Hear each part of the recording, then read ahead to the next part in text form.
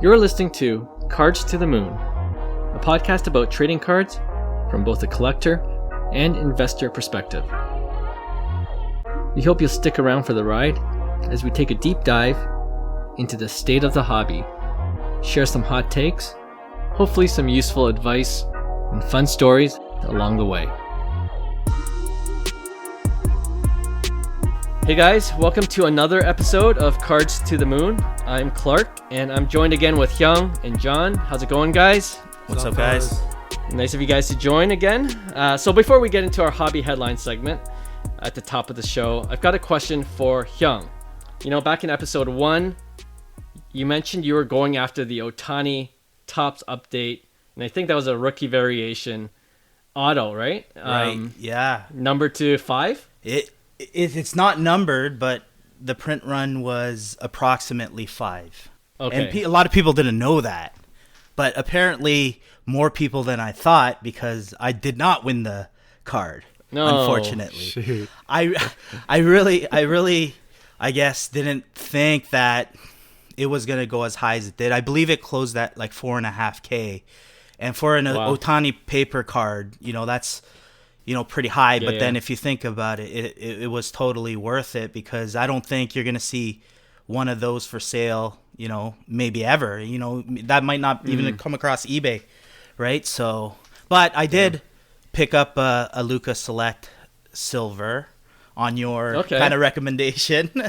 Nice. Picked up So Trey, this and was like I did pick up a Luka as well, a Luka Shock. So I guess I made up for that loss.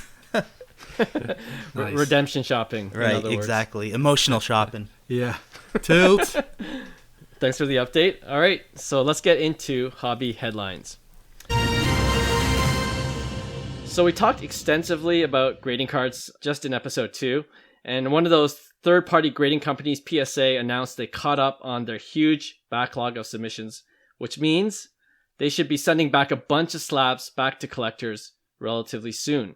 So the question is, with so many slabs about to flood the market, do you expect the already soft sports card market to dip even further? Or worse, will it turn into a quote-unquote bear market where investor types will begin to pull out of their sports card investment and possibly look elsewhere to build their alternative investment portfolio? In other words, are we entering what people call a junk slab era? You know, similar to the junk wax era that we all lived through here, right? When we bought sports cards as kids that had seemingly unlimited print runs. So yeah, what do you guys think? Man, I've been wrestling with this for quite a while. So I think everybody knows the poster boy cards of the junk, quote unquote junk slab era is Luka Prism and Zion Prism. Those are probably the most talked about cards when we talk about this sort of like overproduction of like gem cards and whatnot. I've been thinking about this for quite a while. Like the last couple of episodes that we did, I have always been I love Luka. I continue to chase Luka. I think he's a generational talent. But I have always told Hyung, you guys, my other buddies, I stay away from Luka Prism. I don't like the pop count. But the more I think about this, and especially the last comments that Jeff Wilson made about this whole like market crash and what he thought about it, and how it's more about the talking heads and it's more about the fear mongering as people continue to talk about a certain narrative that gets imprinted into people's minds. And then that's what becomes that. Like, so for example, if we continue to talk about quote unquote junk slab era, this could actually become a junk slab era if we believe and have fear. I don't want to purchase any cards that are over 1,000 pop, right? So on the one hand, I've always been under the process of like, okay, I'm not touching Luka Prism. On the other hand, when you think about it, I mean, like, everybody who follows basketball, everybody in the sports card industry, everyone knows Luka. Everybody loves Luka. Everyone's going after Luka. Even if you imagine, I don't know, like the Mavs Stadium, like you ask the 20,000 people in there, would you want a Luka Prism PSA 10? They would say yes, right? So the demand, even if the pop count is 17K, like the demand should be way greater than 17K. I think that number shouldn't be even that scary. But because we have talked about this so much to the ground, people, I feel like, now think that is a scary number, including myself. So it has devalued, and we're starting to use that narrative junk slab era, right? So I struggle with this because on the one hand, I am one of those people that are buying into the fear. But at the same time, really, it's only because of these, I feel like because of these conversations that people are getting scared of the Luka Prism, or people are getting scared of the Zion. But when you really think about it, you just extrapolate into like the entirety of the sports card market. Like, do you think there are more than 17,000 people that absolutely love Luka and are willing to drop a lot of money on Luka? Absolutely. Right. There's, yeah, 100 times that number. So it shouldn't be a scary number, but it is. And it's something that I've been really thinking about. I go back and forth, if you guys kind of get what I'm trying to say. Yeah. So you're saying like the more we talk about it, or the talking heads kind of talk about this junk slab era, it's kind of might be a self-fulfilling prophecy. Exactly. Yeah. You know what, John? I agree. I think we could, it depends on, the conversations we have, right? And it could go both ways, but I believe that overall we're still in a bullish market because, there's record-setting prices every day, on certain cards, which is a good sign. And you're right. There might be a softer, market within the next year because the influx of graded slabs coming in, right? So we might see a continuation of the overall correction, but I don't see, like I say, if you do your homework and you do the proper research in the right cards, I think they will hold their values pretty well, in the short term and long term. Interesting. And we're talking about base prisms, right? Or are you talking about silver prisms too? For Luka? Yeah, I was just talking about the base prism. Okay, got but it. Yeah, I know some people also talk about silver prism being a little bit too high as well, but I think the demand will always be there because you kind of want that like liquidity, right? Like people are always after that silver, so I think the demand it's a great supply demand. It's not something that's pop 100 where it's just like impossible to get and you got to literally pay an arm and a leg, right? I mean, It kind of got to that point. When it hit like 10K, I think it hit 10K, which is, that's 50% retraction right now. It could go down, maybe, who knows, right? Like 60%, right? But I think overall, it's a good time to buy. Yeah, 100%. That's what I was going to say. Like, if you really believe what you're saying, John, like, and I'm sure other people agree with you, right now is a great time to buy. Yeah, I think so too. Steep discount. Yeah. The second part of that question I was wondering is that if we continue to talk about it and the market continues to go down because everyone's just unloading their slabs at ridiculously low prices, do you think a lot of those investment type collectors, the ones that just are looking for alternative investments, are just going to run away from the sports card market and invest in other places like crypto?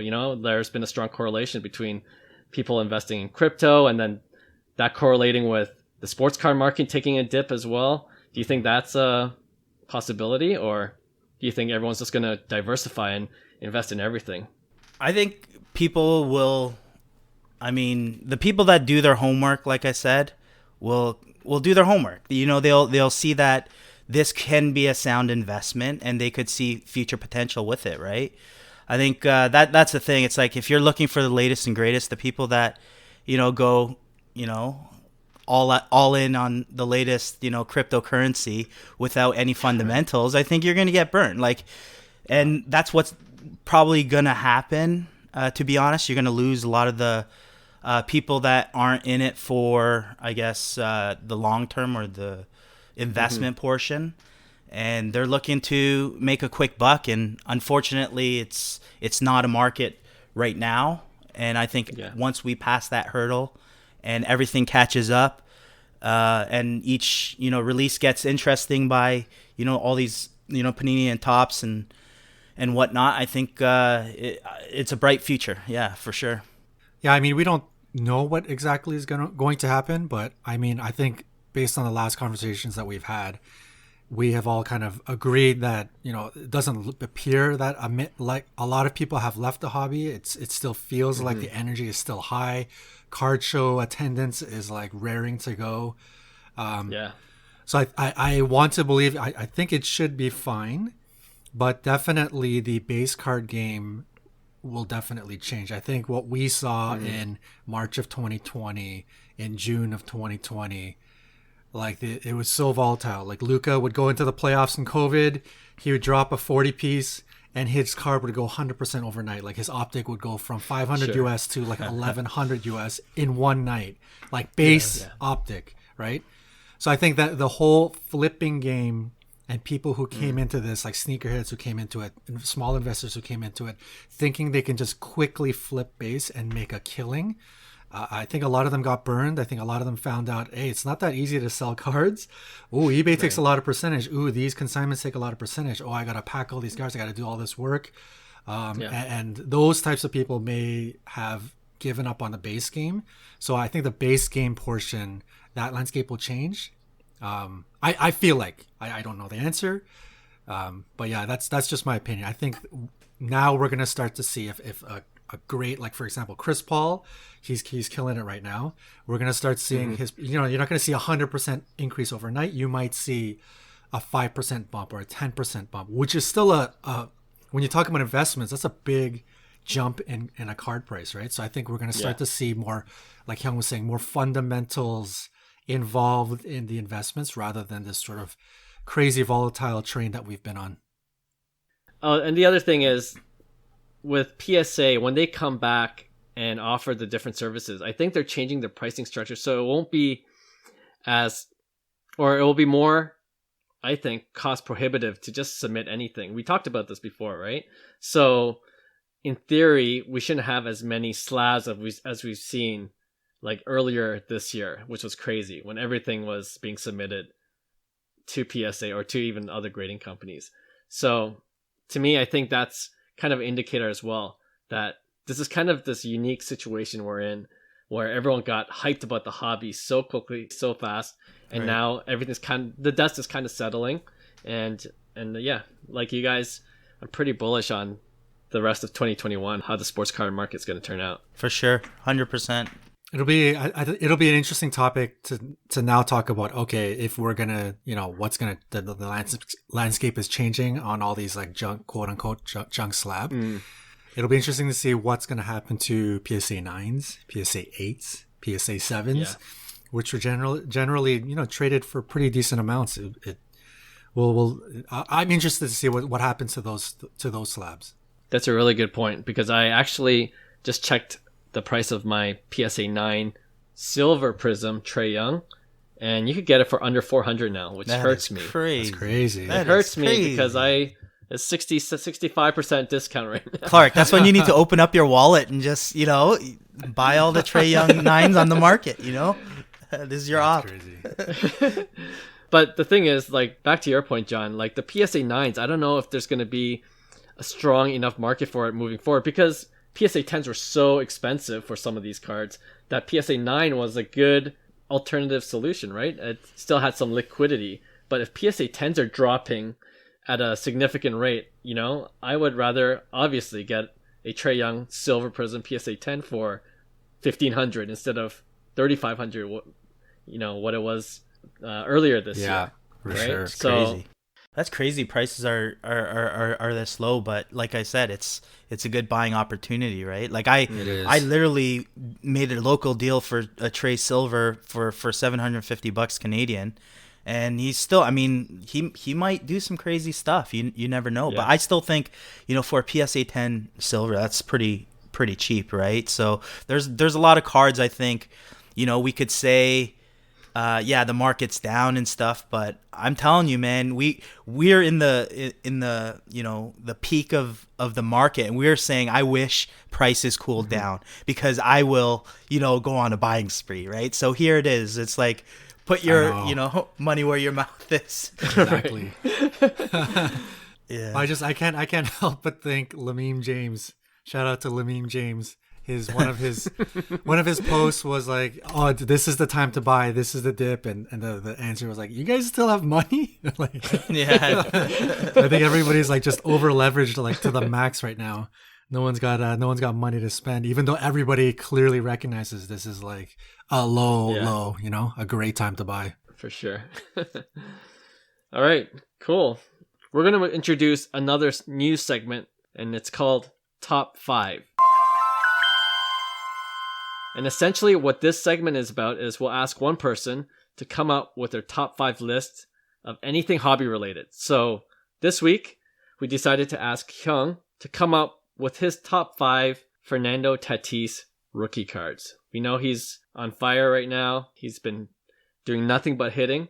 So yeah, this will be interesting to hear your top 5. So, and then we're going to ask Hyung why he ranked his choices that way. All right. So my top 5 for Tatis, it's tough because his prices aren't cheap. So I'm kind of sensitive to that, but at the end of the day, this is generational talent, right? So you got to pay the big bucks. It's a serious, blue chip investment. For the first one, I'm going with his 2016 Bowman First Chrome Auto. I mean, it's, of course, yeah. That's kind of like the holy grail in my opinion. He's in a White Sox uniform, but I think it's going to be an iconic card if not already. And the alternative I'd say to that would be a Topps Chrome Auto. If you're kind of priced out of a Bowman Chrome, I'm going Topps Chrome Auto. So any form of the big auto, I think is my number one for Tatis. Going to number 2, I'm gonna go with flagship. That 410 and 203, Topps Chrome. Anything parallel. So in your paper, you got your Indy, your black, your camel, your Father's Day, your Mother's Day, and then you got your refractors, your X-fractors, your prisms, and all the way up to your reds, right, in the Topps Chrome. So getting your hands on any color in the parallels, I think you're going to do really well in the long term. So I would say that's a must-have, whether it's, and I base these cards out of kind of like you have options, so my second would be like the flagship image of that Tatis, that horizontal card, right? So that would be my number 2 pick. My number 3 would be the Heritage, Topps Heritage. And I'm going to include the chrome versions, the parallels, obviously a black and a gold. The gold is unreal. It's such a beautiful card. And it's that old Heritage, series look, which I love. And along with that, there is Real One Autos in red ink, which is numbered, low numbered, as well as just the regular blue ink. So I think that as a whole set, and an underrated card from that set is the Action Variation. I think that really gets overlooked. Really neat card because Tatis's flagship is horizontal defensive card, so that's an awesome alternative as a kind of like a hitting card. If you're, I personally like hitting cards rather than defensive cards, but I do like kind of like that 410 image. The next number 4, I'm gonna go. This is super underrated in my opinion. Bowman Chrome. It's another hitting image. I think long term it's going to be a classic Chrome card because his flagship image is just one. You got the rookie debuts in each series, but your Bowman Chrome is your kind of like sleeper, in my opinion. Prices are really cheap on that. Parallels are still fetching a premium. I think I seen a blue close, a couple months ago. It was when the market was a little hotter for like $3K. So the PSA 10 is still pretty hot, and you got the autos in that set, which I think are underrated autos as well. They're sneaky. I think there's a lot of value there. So Bowman Chrome, I think number 4. And then my number 5, I split it between 3 because there's so many Tatis cards and options, but they're all awesome. Yeah. Like if you're a true collector, these are all awesome rookie card options. Is Bowman Sterling, Bowman's Best, and Topps Finest. Kind of like the 3-tier no love. Yeah. They get no love, but awesome long-term cards in my opinion. They all the Sterling doesn't come with an auto, but it's super low pop, even base. You got the color variation. I think you got your golds, your blues to 25 in the Sterling, and then you got Bowman's Best, as well as an auto, and Topps Finest with an auto as well. So that's what I would leave with my top 5 rookie cards of Tatis. There's actually more, which is crazy, but I think you can't go wrong with either cards if you're a true like investor or if you're a true collector. I think there's a lot of options for Tatis. Yeah, that's a good list. Yep. Although disagree. you cheated a little bit with his a top 8 list, but top 5. Sorry. It's just too much. When you said top 5, I was like, I don't know if I could do this. If I'm pulling one card at a time, it's like I can't even. That's impossible, right? That's cool. Since you went first, we'll allow it, but we'll make it harder for the next person that goes in our top 5 segment. Johnny, what do you think? I mean, I agree. Hyung's the expert amongst the three of us in baseball. I can't disagree. Yeah. I think everyone in the hobby will say Bowman First Auto is the holy grail, especially color. I'm just gonna say like my personal, from like a collector / investor, my personal favorites. It's got to be like if somebody gave me $10,000 to spend on Tatis, I would probably be going for the flagship ID Independence Day. I love that card. I love the black parallel. Love that card. I love the sapphire. And then just in general, in terms of even base, I think the Bowman First is that's a great one because it's 2016. That's sort of the pre-modern era population pump. Like I think that's even the base alone is pretty low pop. So that's a great card too. But those are like ID, any paper parallel. Oh, I forgot foil board. Oh, I love foil board. I think it's so underrated. So underrated. You look at the pop. I think it's pop 8. I got one. Board. So jealous. But yeah, I mean, I would love to upgrade to like a pretty decent, for myself, a decent Tatis, and I would love either. For me, in my price range for upgrading, it would be either the Tatis Sapphire or the Tatis foil board. Like those would be. Yeah, for sure. Love those two cards. Good choice. Yeah, I mean, it's hard to argue with your top 5, Hyung, but I wish the 2016 Bowman Chrome, of course, if you don't put that as your number 1, then no one's going to take you seriously from this day forward, right? But I wish it was a better shot. It's a little boring. It's very disappointing.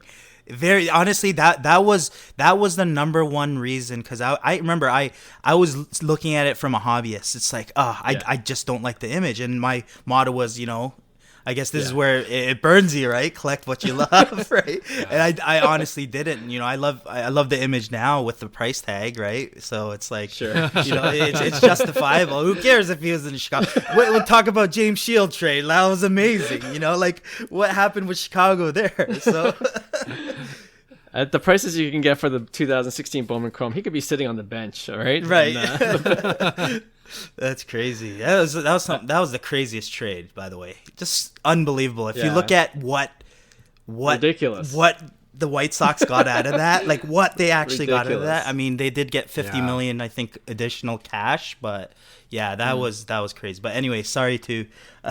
No, actually, that's a good question, because if they didn't make the trade, would they have the same young core that they have now, or were some of those pieces of that trade Tim Anderson pieces? Tim Anderson, okay.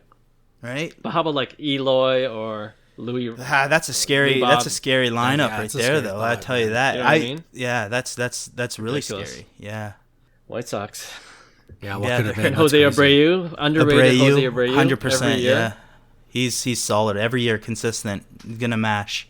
And I like the Topps Heritage pick. Like I'm a sucker for Topps Heritage. Classic, and right? I think that's underrated. I think it's such a classic card. Yeah, 100%. All right, that's fun. We'll do it again in a future episode. And maybe, Johnny, you could take one on next time. Nice. So we'll go to our final segment of today's episode, which is something we introduced last week, actually, and it's called Pick One.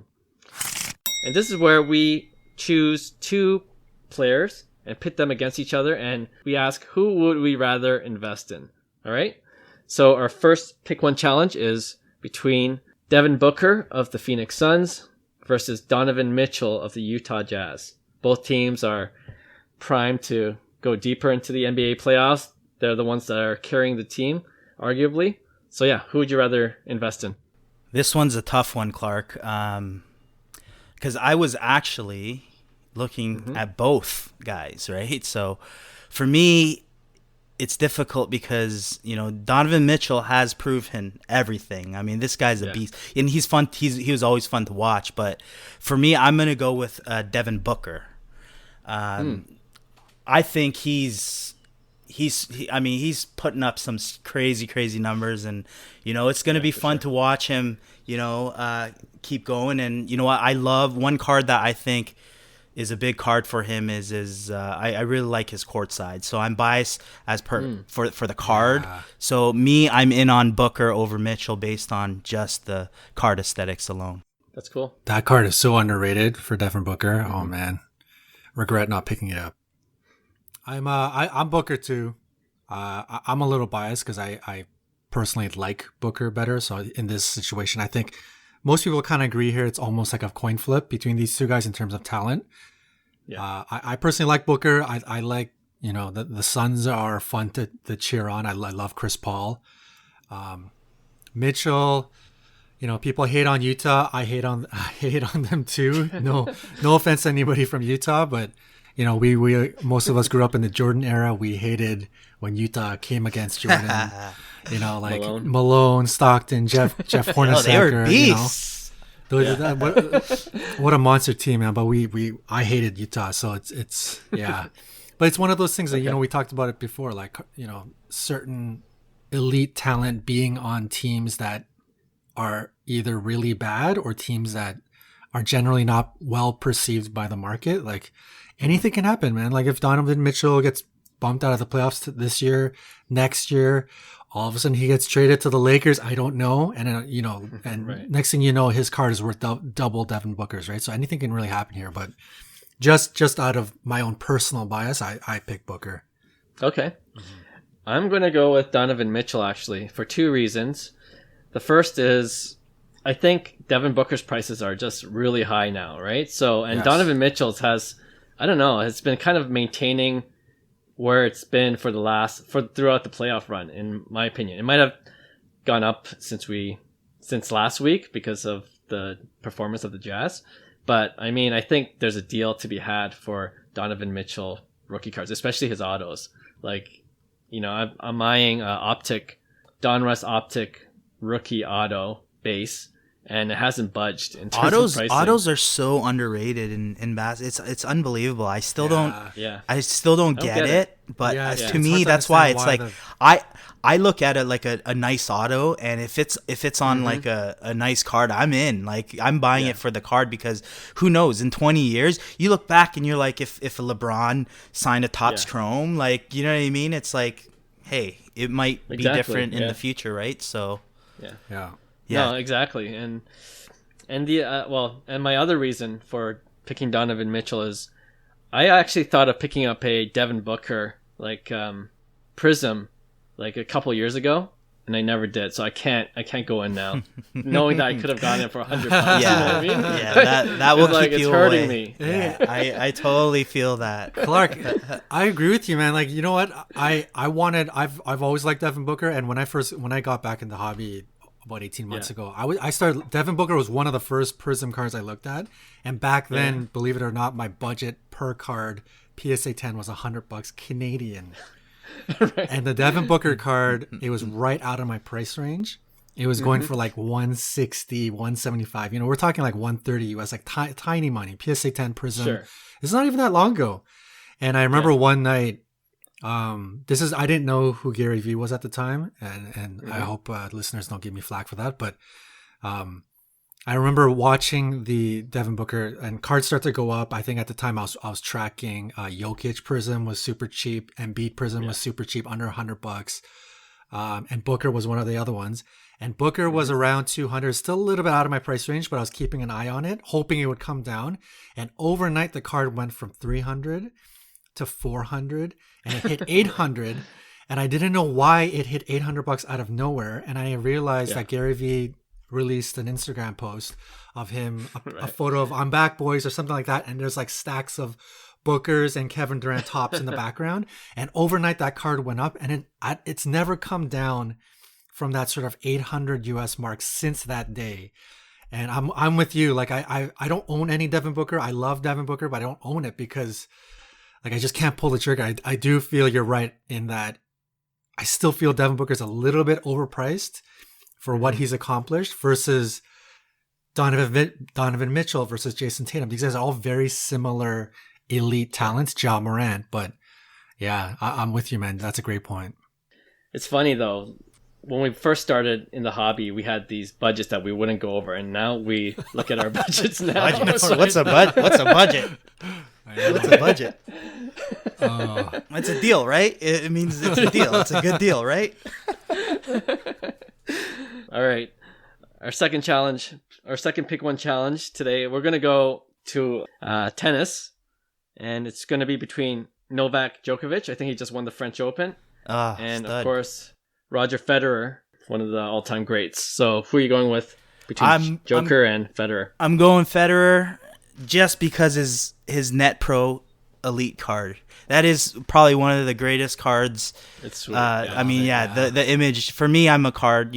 I love the card, and that's my pick based on that. They're both GOATs, right? So you can't go wrong. I think Federer has maybe 20 more titles than Djokovic, but I mean, he still has, I think he has 4 or 5 years under Federer, so it's going to be interesting to see who's the ultimate GOAT, but it's a coin toss, but I'm going to go Federer because of his Net Pro Elite. Go check it out. Cool. Awesome card. Yeah, for sure. Yeah, this is an easy one for me. It's Federer all the way. I think from a likability perspective, I like Federer more. I think the general public does too. I don't know, not anybody who doesn't really like Federer. And he's widely considered one of the greatest, like the GOAT tennis players. So even from an investment standpoint, when people start collecting these alternative cards, they're going to go after the GOATs, right? They're going to go after, for sure, whatever, Federer, Michael Schumacher, Tiger Woods, like these GOAT players. So even from investment, it makes sense to go after Federer first. But man, Djokovic is, man, he's a beast too. Like this guy competed in an era that had two major roadblocks in Nadal and Federer, two of the all-time greats. Oh yeah. And he still made a legendary career out of it. Like, poor guy, man. And I think what really hurts his value over the years is that early in his career he was not really liked, right? He was a bit of a hothead. I think the general perception of him, he was sort of the villain amongst the three beasts. Right. So he's becoming likable now because everybody's recognized this guy is an all-time legend. Let's enjoy his presence and his game. But he started off on a rocky surface, and I think that's really affecting his overall likability and like people's nostalgia when they think about their favorite players in tennis and all that stuff. So I think with all that factored in, I think Federer is an easy choice. Yeah, I think most people would agree that Federer is probably the better investment, but I'm taking the contrarian choice again, and I'm going to go with Joker. Because he's more fun to watch. I love tennis for the big personalities in the sport, and you can't argue that Novak is one of them. Right. I love John McEnroe, you know what I mean? Like awesome. over awesome Andre. John, like those guys made tennis what it is, even today, like made tennis truly entertaining, right? Because you never know, they had the talent, and you never knew what to expect on the court at any moment, at the highest level, right. And Djokovic is, he's still got years to play, so it'll be fun to watch him go for more open titles. And we'll see. Let's see how things go. All right, and our last one is, I don't know if this is going to be hard or easy, but I want to pit these two guys together, and the first one is Vladimir Guerrero Jr. We're all from Toronto, so we're big fans of Vladdy. And I'm going to pit him against Shohei Ohtani, who we talked about in episode 1.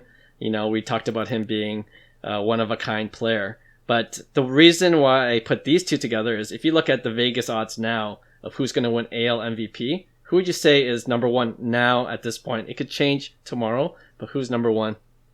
I'm going with Vladdy. I'm going with Vladdy, even though I'm not going to discount what Shohei's doing, because I'm going to say this first. Like, his numbers look like this. Maybe like 280 or whatever he's hitting, 3,510 RBIs, and, you know, a 2.79 ERA with 150 Ks. You know, like, to me, that's like, wow, like, who has ever done that before, right? But at the end of the day, it's like, the numbers that Vladdy are putting up, if he continues this, you're talking about this might be one of the greatest seasons ever by a 22-year-old, right? And exactly, all time, and especially by a 22-year-old, right? So I remember there was all-time OPS right now as a 22-year-old. Vladdy was wedged between Ted Williams and Joe DiMaggio. So for me, yeah, you're talking what? And it's like he's on pace to hit 50 plus home runs, hit 340, you know, and he's doing it at the age of 22 years old. So for me, I'm saying Vladdy is a 80 hit tool, and there's not too many 80 hit tool prospects, right? Wander Franco is one of them, so hint hint. That's I mean, he's a special talent. There's a reason why his card price is right. So Vladdy was a 80 hit tool, and you're seeing it now finally. So for me, it's Vladdy for sure, no doubt. And for those reasons you mentioned about Shohei, right now he's the favorite AL MVP. I know, it's crazy. Yeah. I think that might change if Vladdy, like you said, keeps hitting the way he's hitting, despite what Shohei's doing both on the pitching side of things and hitting side of things too. But yeah, Johnny, what do you think? Right. I can't say in terms of who I think the MVP is. I think, you know, recency bias suggests they're just looking at just how unbelievable Vladdy has been over the last 30 days.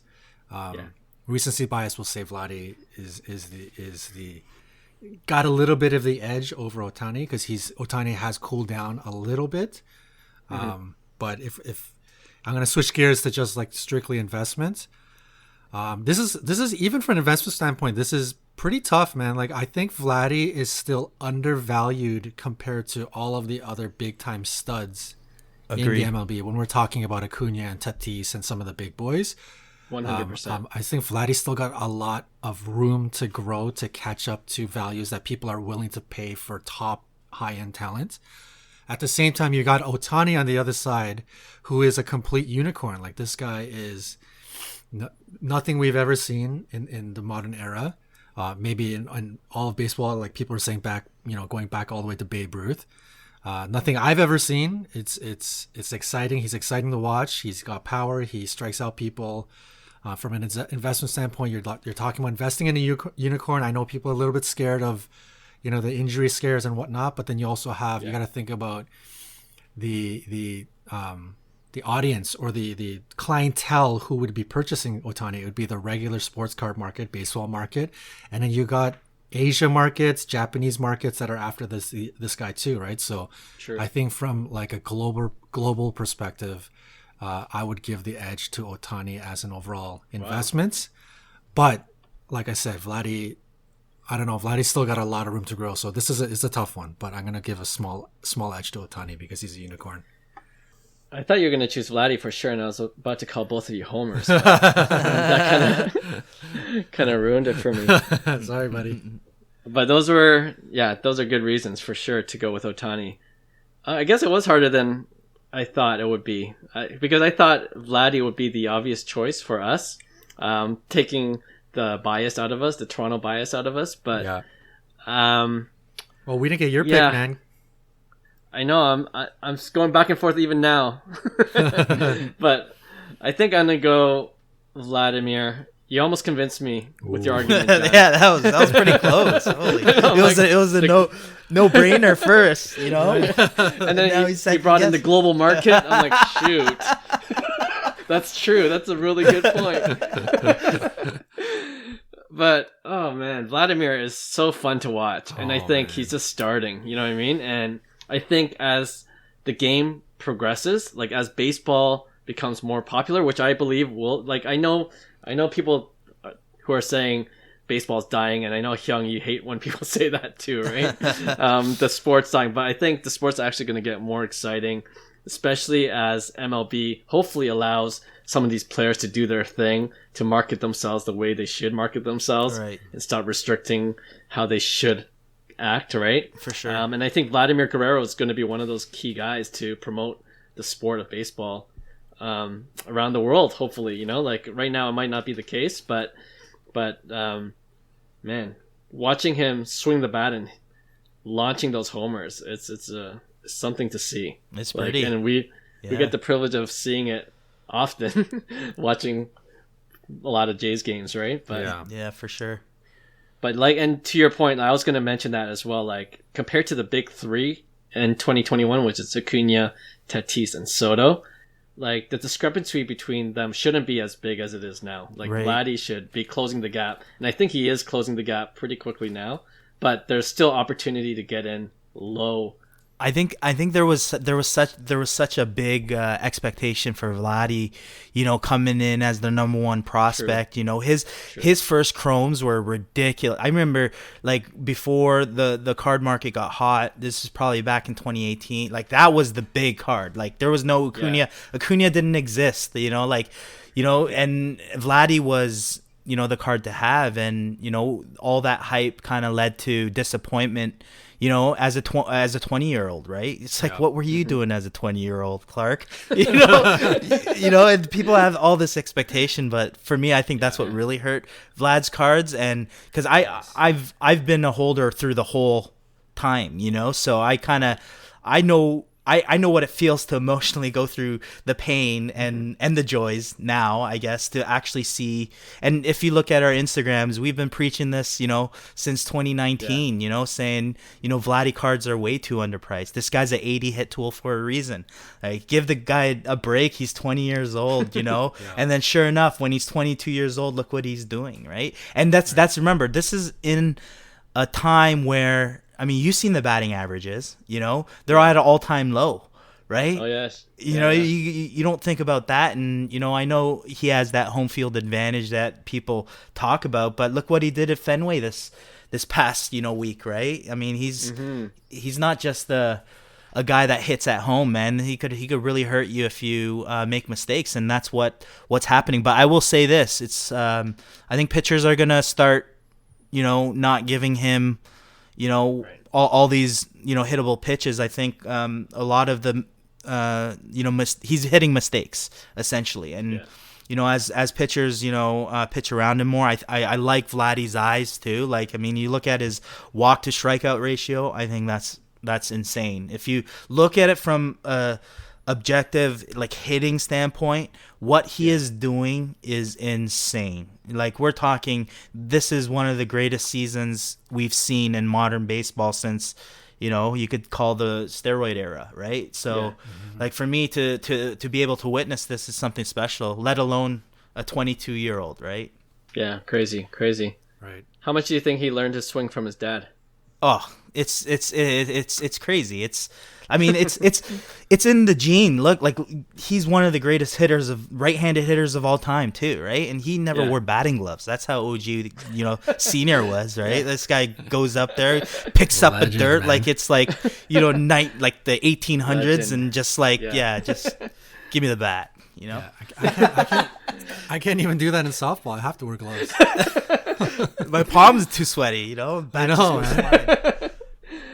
Well, if you look at Vlad Sr. swing and Vlad Jr., there's a lot of similarities, but like their strike zone, like, you know, even a ball they can reach and hit. You know what I mean? That's what's crazy.